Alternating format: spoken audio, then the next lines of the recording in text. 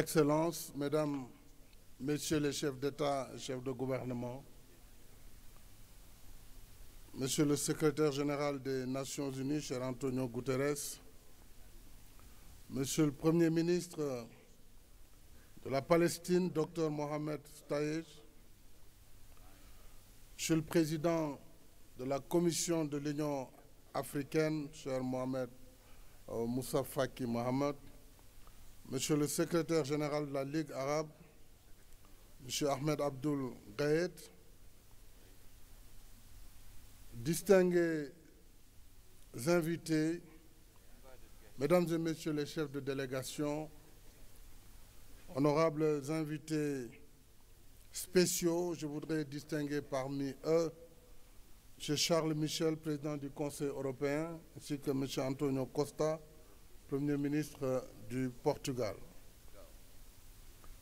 Je voudrais avant toute chose dire au Premier ministre palestinien que nous avons entendu votre plaidoyer vibrant. Je voudrais de cette tribune renouveler notre attachement, l'attachement de l'Afrique, à la solution pacifique avec deux États vivant, chacun à l'intérieur de frontières sûres et internationalement reconnues. La Palestine mérite d'avoir son État comme l'État d'Israël.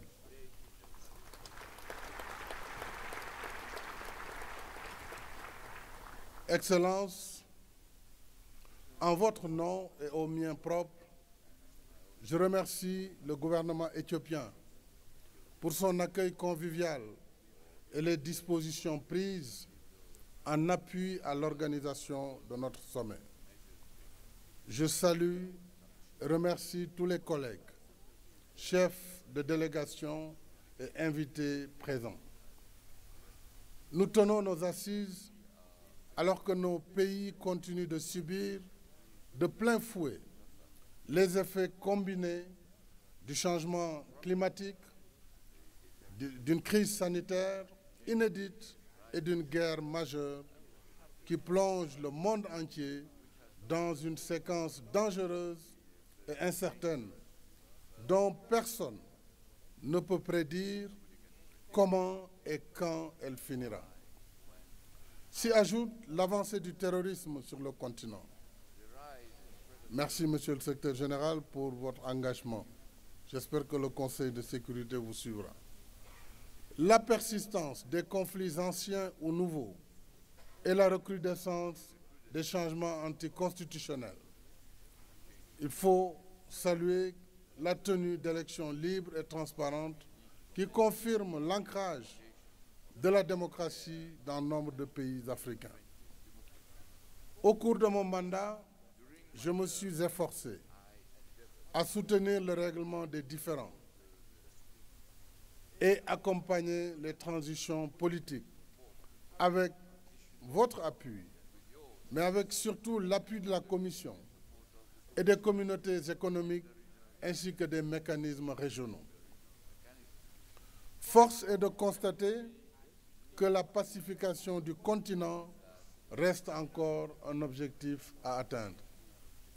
J'appelle instamment à la mise en œuvre des engagements du sommet extraordinaire de Malabo de mai 2022, à savoir rendre opérationnelle la force africaine en attente, créer une unité de lutte contre le terrorisme et financer de façon plus conséquente et plus prévisible nos efforts de lutte contre le terrorisme.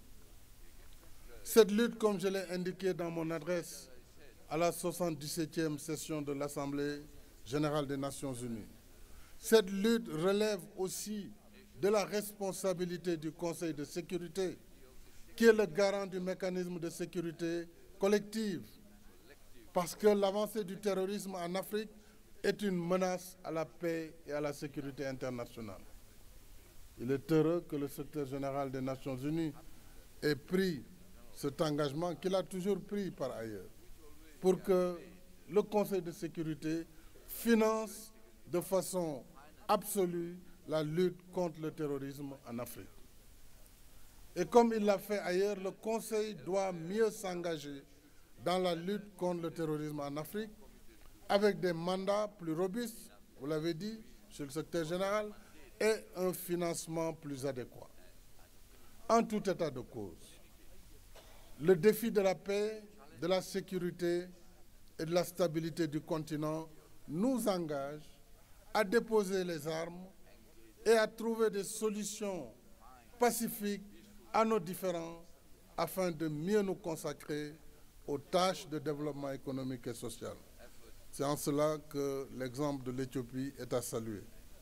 Mais aussi, je salue tous les efforts du président de l'Angola sur la crise entre le Congo et le Rwanda. Avec la reconfiguration géopolitique du monde, une opportunité historique s'offre à nous de fermer l'ère de l'Afrique des problèmes et ouvrir la voie de l'Afrique des solutions. Nous en avons tout le potentiel parce qu'un continent de 30 millions de kilomètres carrés, plus de 1,4 milliard d'habitants, doté en abondance de toutes sortes de ressources, ne peut être condamné à rester à la traîne du monde. L'émergence de l'Afrique est à notre portée, mais pour y arriver, nous devons accorder plus de temps à l'agenda pour le développement économique et social du continent et que nous avions déjà actualisé cette année cet agenda sur les sommets qui ont porté sur l'industrialisation et la diversification économique du continent, sur l'accélération de la mise en œuvre de la ZLECAf, sur la masculinité positive contre les violences faites aux femmes et aux filles, initiée par le président Tshisekedi, que je salue, sur l'agriculture et la sécurité alimentaire, et enfin, sur le financement des infrastructures. Cette thématique, mesdames et messieurs, rappelle les urgences auxquelles nous devons nous attaquer afin de réaliser l'Afrique que nous voulons pour nous-mêmes, pour nos enfants et pour les générations futures. En raison de la persistance des violences faites aux femmes et aux filles sur le continent et de notre grand retard en matière d'infrastructures, j'appelle l'Union à prendre des décisions urgentes pour la mise en œuvre des conclusions des rencontres de Dakar sur ces deux thématiques, la masculinité positive et les infrastructures. S'agissant de la deuxième conférence de Dakar sur l'agriculture et la sécurité alimentaire, Dakar 2, co-organisée par le Sénégal et le groupe de la Banque africaine de développement, du 25 au 27 janvier dernier, sous le thème « Nourrir l'Afrique, souveraineté alimentaire et résilience ». La participation record de haut niveau de chefs d'État et de gouvernement en a fait un sommet orienté vers l'action pour une Afrique qui se donne enfin les moyens de se nourrir par elle-même et contribuer à nourrir le monde. Ainsi, sur la base de leurs programmes prioritaires, plusieurs pays ont déjà signé avec les partenaires bilatéraux et multilatéraux des compacts visant à stimuler la production, la transformation, le commerce agricole pour un montant, tenez-vous bien, de 36 milliards de dollars, 36 milliards de dollars, dont 10 milliards mobilisés par la Banque africaine de développement. J'exprime toute notre gratitude à tous nos partenaires, multilatéraux et bilatéraux qui ont été présents, mais surtout pour leur engagement et leur contribution. Je remercie vivement notre frère, le président Akiwumi Adesina, président du groupe de la Banque africaine de développement, pour l'enthousiasme et le leadership avec lesquels il continue de mobiliser la BAD pour aider à libérer le potentiel agricole du continent et mettre fin à sa dépendance alimentaire vis-à-vis de l'extérieur. Les excellents résultats de Dakar 2 en témoignent. Je suis sûr que nous pouvons compter sur lui pour la mobilisation effective des financements annoncés. Afin d'assurer le suivi adéquat de la conférence, je recommande que le sommet endosse la déclaration de Dakar sur la souveraineté alimentaire et la résilience et instruise la commission de travailler à sa mise en œuvre en collaboration avec notre banque continentale, la BAD. Il serait, mesdames et messieurs, tout aussi indiqué d'intégrer dans le même processus le suivi de la déclaration conjointe sur la sécurité alimentaire issue du sommet États-Unis-Afrique, peut-être que nous irons bientôt vers les États-Unis d'Afrique, de décembre dernier. À cette fin, j'ai mis en place une task force conduite par l'ancien Premier ministre d'Éthiopie, Haïlé Mariam Desalegn, qui a travaillé avec une équipe que je dois féliciter. Avec Strive Massivira, sous la recommandation du président Cyril Ramaphosa, ainsi que Mme Vera Songwe qui était à la CIA et M. Daouda Semben. Cette équipe va travailler et devra continuer à travailler avec le Premier ministre Ibrahim Mayaki, qui a été désigné par le président de la Commission, et tout cela sous l'autorité du président Azali. Je pense que nous pourrons atteindre les objectifs de cette déclaration de Washington pour travailler avec la partie américaine. Il s'agit concrètement à court terme d'assurer aux pays africains l'approvisionnement en produits céréaliers et en fertilisants aux conditions normales du marché. Aux conditions normales du marché, dans le court terme. À cet effet, nous pourrions utiliser la plateforme ATEC en collaboration avec Afrique Exim Bank, dont je salue également le président, très engagé dans cette cause, le professeur Oraman.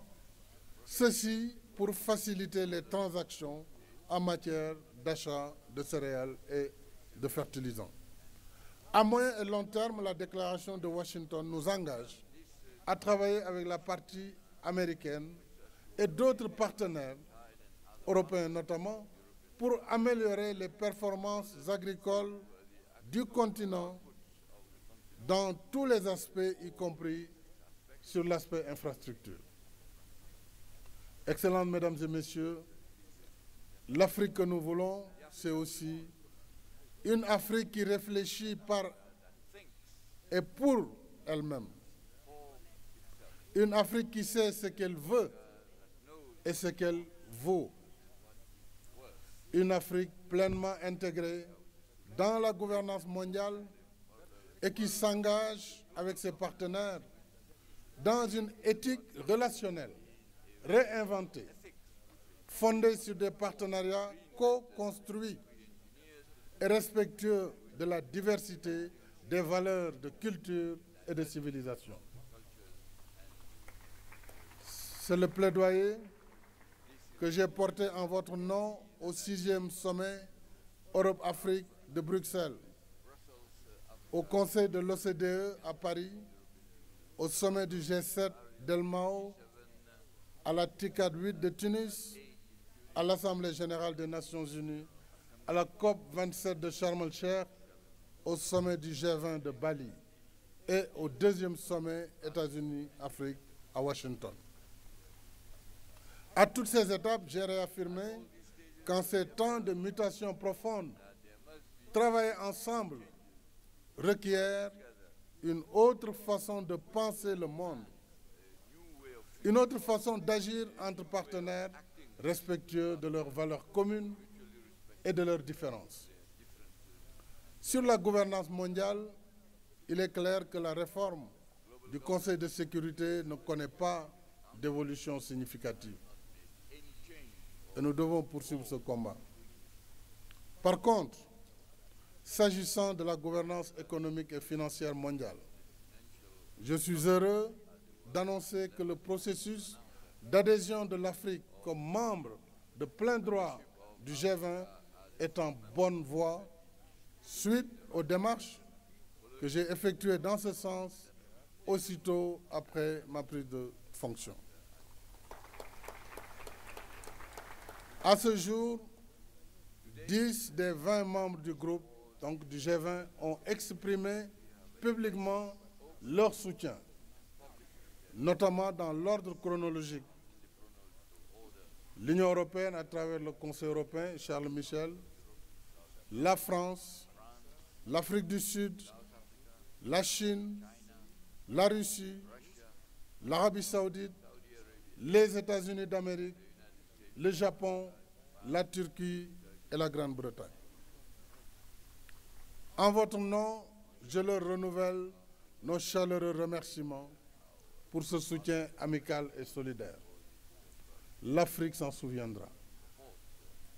J'espère que les autres membres du groupe rejoindront cet élan consensuel pour que l'adhésion de l'Afrique soit actée au prochain sommet du G20 en Inde. D'autres défis non encore résolus demandent une prise en charge continue. Je pense à l'initiative du G20 sur la suspension du service de la dette et la réallocation partielle des droits de tirage spéciaux. L'une et l'autre, censées accompagner nos efforts de résilience et de relance économique, restent encore dans l'impasse. Je pense à la transition énergétique juste et équitable qui nous permet d'exploiter nos ressources disponibles pour satisfaire nos besoins d'industrialisation à des coûts compétitifs et assurer à nos pays l'accès universel à l'électricité, dont plus de 600 millions d'Africains aujourd'hui restent encore privés. Je pense à la perception exagérée du risque d'investissement en Afrique. Dans mon adresse de prise de fonction du 5 février 2022, ici même, je disais que nos économies sont sous-financées et sont mal financées parce que nos pays continuent de payer de façon injuste des taux d'intérêt trop élevés à cause d'un système inéquitable d'évaluation du risque d'investissement.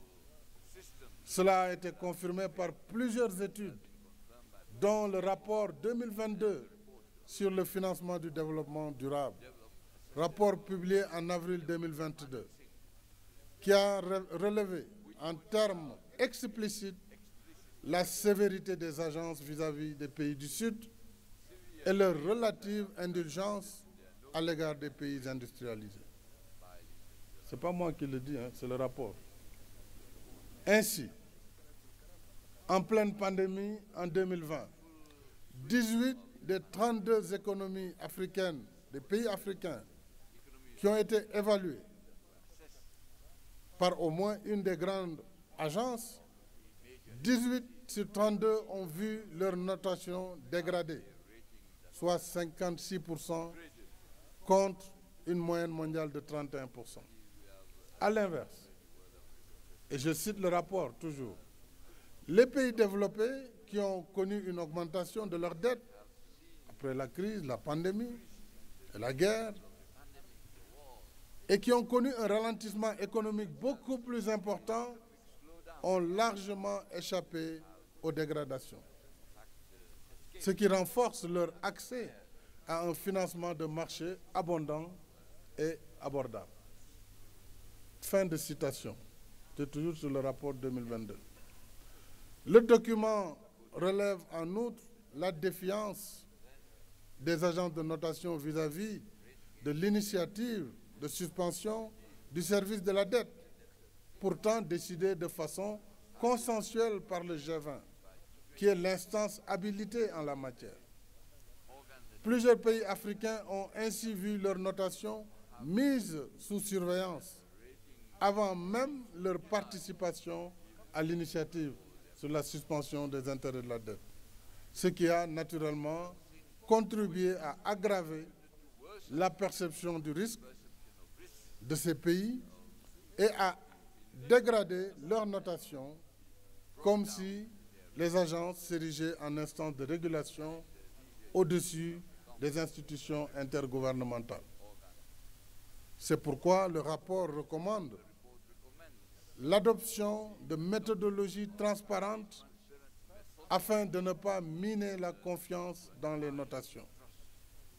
Je rappelle, mesdames et messieurs, que cette étude qui fait autorité a été réalisée par une soixantaine d'institutions multilatérales, dont le Fonds monétaire international, la Banque mondiale, le Comité de Bâle sur la supervision bancaire, l'Association internationale des régulateurs de l'assurance et le Conseil de stabilité financière. Tout cela montre que nos efforts de développement ne pourront prospérer tant que perdurent certaines règles et pratiques de la gouvernance économique et financière mondiale. Et vous avez raison, monsieur le secrétaire général des Nations Unies. Certes, nous avons la responsabilité première de créer les conditions de développement de nos pays, mais notre sort dépend aussi d'institutions et règles qui datent de l'après-guerre et qui ne prennent pas suffisamment en compte les besoins et intérêts de nos pays. J'appelle par conséquent les pays membres de l'Union et la Commission à participer activement à l'initiative de Bridgetown sur la réforme de l'architecture financière mondiale, dont l'agenda 2023 prévoit 6 rendez-vous entre les réunions du Fonds et de la Banque en avril et la COP28 à Abu Dhabi en décembre. Excellences, Mesdames et Messieurs, au terme de mon mandat, je voudrais vous exprimer toute ma gratitude pour votre confiance. Je remercie les chefs d'État, mes collègues. Je remercie particulièrement notre frère Moussa Faki Mahamat pour son leadership et son soutien. J'associe l'ensemble des membres de la Commission et toutes les autorités des institutions africaines. Servir notre continent a été pour moi un privilège et une grande fierté, parce que je crois en une Afrique unie, une Afrique debout, une Afrique au travail, une Afrique en paix et confiante en son avenir. Cela me détermine à rester encore plus motivé au front du combat pour l'Afrique, partout, pour tout et tout le temps.